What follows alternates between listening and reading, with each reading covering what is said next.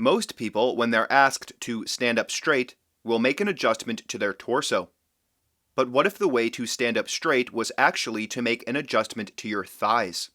Could that be possible? What I will detail today is not a complete solution, but the point of this presentation is to give you a quick, immediately implementable idea that can help you improve your posture. While the idea I'll present today is based on what I've learned from Masoero, this is a concept of my own creation.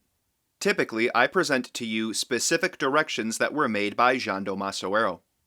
In this video, I'm going to model out a more generic idea for a set of movements, and we'll see if it's effective. I don't know if it will work without issue, so I ask that you please give feedback as to whether or not you find this idea useful and helpful. To start off, let's model the movements we're looking to make. To do that, you will need two jars, or really any two cylindrical objects will work. So please pause the video and grab two jars. These will be our thighs. The front will be the front of the thigh, the back the back.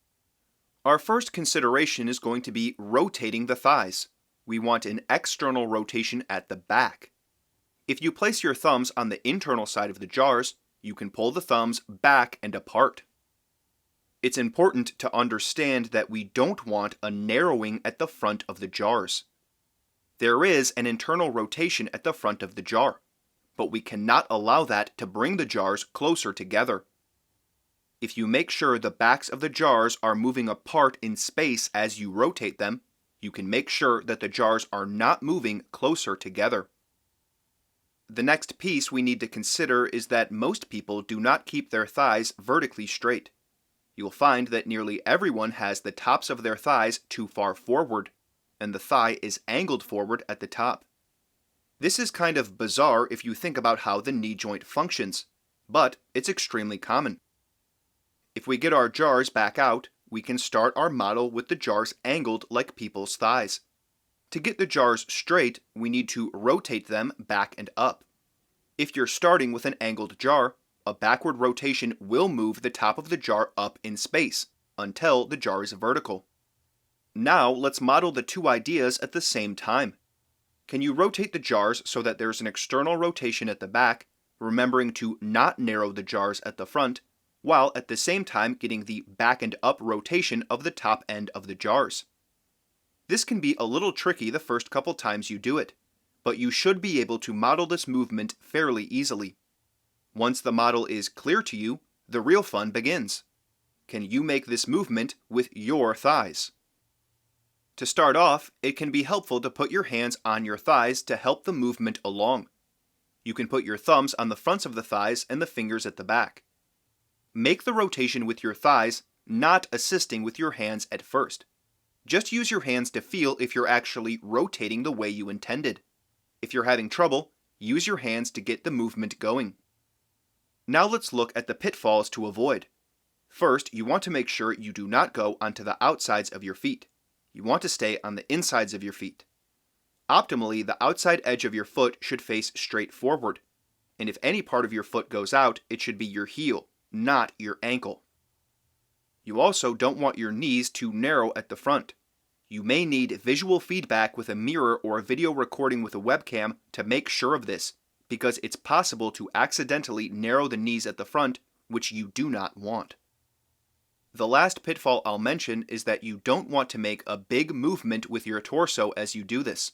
We may get into what we can do with our torso to counterbalance this gesture in the future, and if you're a regular viewer, you should already have some ideas. But the goal here is to just make an adjustment to the thighs. See if you can specifically get this action at the thighs going without needing to add in other movements with your head, arms, or torso. There will be an effect on the pelvis since the top of the thigh connects right into the pelvis. But you don't want to make a big movement of the pelvis for this gesture. You especially do not want to poke your butt back, which will cause the back of the pelvis to be angled. Your pelvis will be moved back in space by the adjustment of the thighs. But for this experiment, just think about manipulating the thighs. For best results, use visual feedback by recording yourself with a webcam or using a mirror to see if you're succeeding in straightening your thighs. Now let's look at why this may be a highly impactful way to stand up straight. As I said, most people in the modern world have the tops of their thighs forward and down, and this drags the pelvis forward and down too. If your pelvis, which is the lower end of the torso, is out of place like this, you simply can't stand genuinely straight. In order for our pelvis to stabilize in a more upright orientation, we need our legs to be functioning properly. The thighs are a weak point for most modern people, even those who have quite strong legs. This is probably in part due to how much time we spend sitting with poor posture. The reason that even people with strong legs have trouble with their thighs is that this is not a problem of strength. It's a matter of being able to get an idea from your head to your thighs. That is, it's a matter of coordination. If you build up the muscles of your legs doing shortening exercises, you can get very strong legs. But will that strength lead to you being able to stand with straight thighs? Observation proves it will not. It doesn't really matter how strong you are if your fascia is taken out of play by your habits of movement. This gesture of rotating the thighs and moving them back and up will change the geometry of the bones, and that will stretch the fascia. Your posture is not determined by strength, it's determined by the geometry of your bones, which you can only change for the better by using the right coordinated movements. You don't just need the ability to coordinate movements, you need to know the right movements to coordinate. I'm not entirely sure this idea will be effective without a broader understanding. That's why I need you to give me feedback, because as I said, this is a simplified concept. If you do experiment with this idea, please let me know your thoughts, both good and bad. My goal here is to come up with some simpler ideas that can be implemented without a broader system of conscious guidance. Now obviously this isn't the simplest gesture, but it is described in a fairly simple way, with little need for other concepts to make it actionable. I think this gesture will help anyone, even someone with no other experience with these kinds of things. But I also think those with plenty of experience can benefit by working with this simple gesture.